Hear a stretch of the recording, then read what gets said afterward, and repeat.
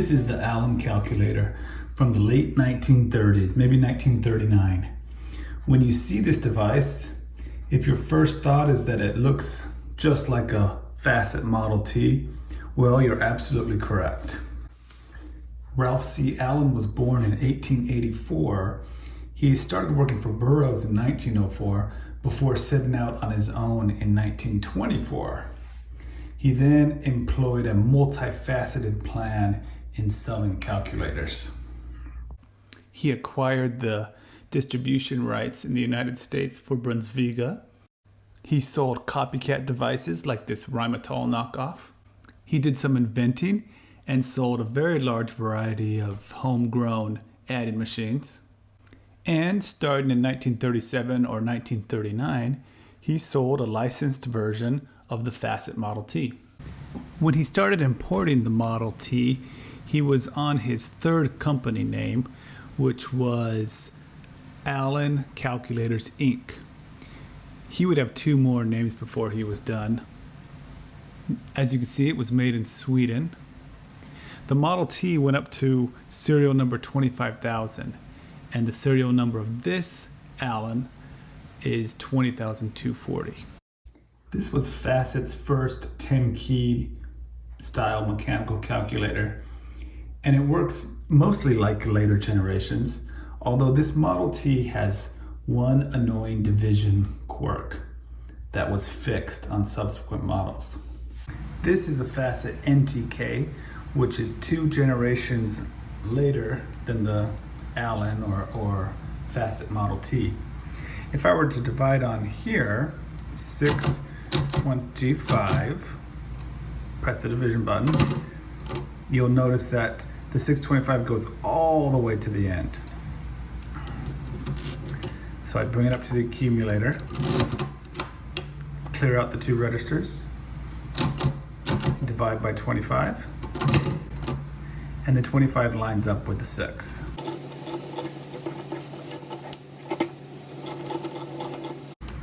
And so I'm able to come up with this right answer as the machine properly lines up the 2, the divisor and the dividend. Now here's the same problem on the T. I'll enter 625, hit the division button, and you'll see it doesn't go to the end.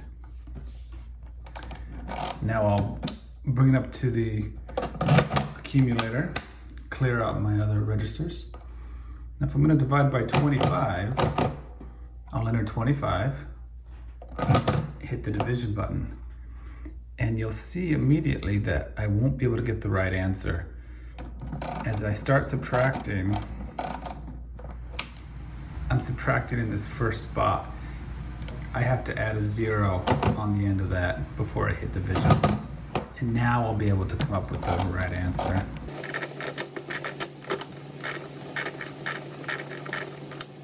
And indeed, 625 divided by 25 is 25. There is a shortcut way to get to the same problem, division by addition. In this case, what I'll do is enter the dividend, or rather the divisor,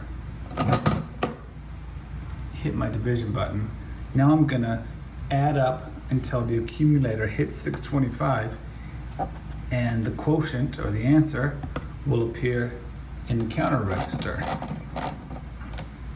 That was too many, so I have to go back one.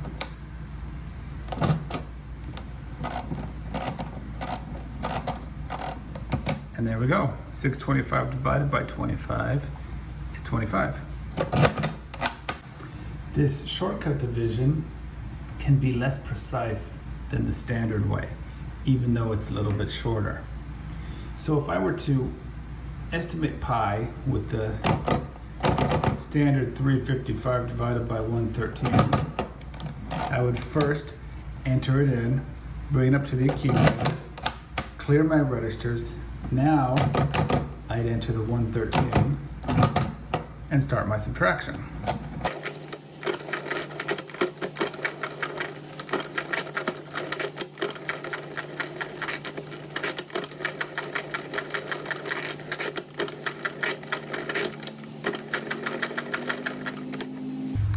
So my final answer would be 3.1415929. Now I could do that same problem with the shortcut way. First, I'll enter my 113, press the division button. Now I'm trying to build up to get to 355, either adding or subtracting.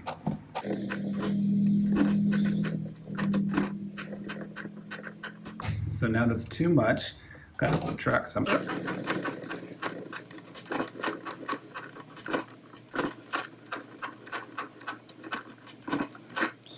So the closest I can get to it is 3.141593. So the difference between the two methods is one significant figure. And I'm curious to know how much difference that makes in a real-world application. To compare a hypothetical real-world result using the different pies, I've made this spreadsheet with the catchy title. In this example, I'm going to find the area of a circle with the radius of 11 feet 3 inches.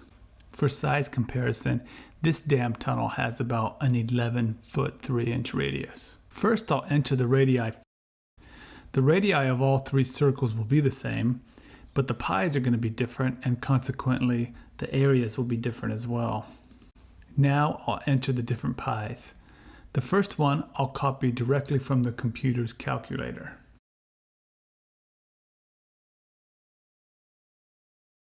The second pi is an estimation dividing 355 by 113 the standard way.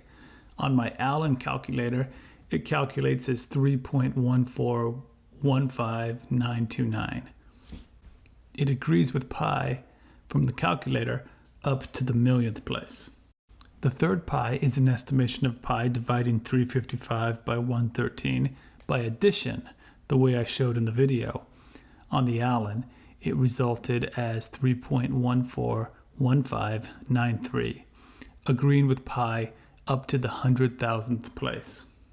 Now, when I calculate the area for each of these circles, we'll see how close the areas calculate for each respective pi. It turns out the difference between the largest and smallest calculated areas of our circle is only 400 thousandths of a square foot, or about half the area of a pinhead. So it turns out that in 1939, either way you decided to calculate the area of the circle, whichever pi you used, you'd be just fine. After all, a gallon of Sherwin-Williams paint should safely be able to cover 400 square feet. So that's the Allen calculator / Facet T. Allen would import later facet models as well. Today, RC Allen manufactures cutting-edge aviation instruments, where I bet they don't use shortcut division.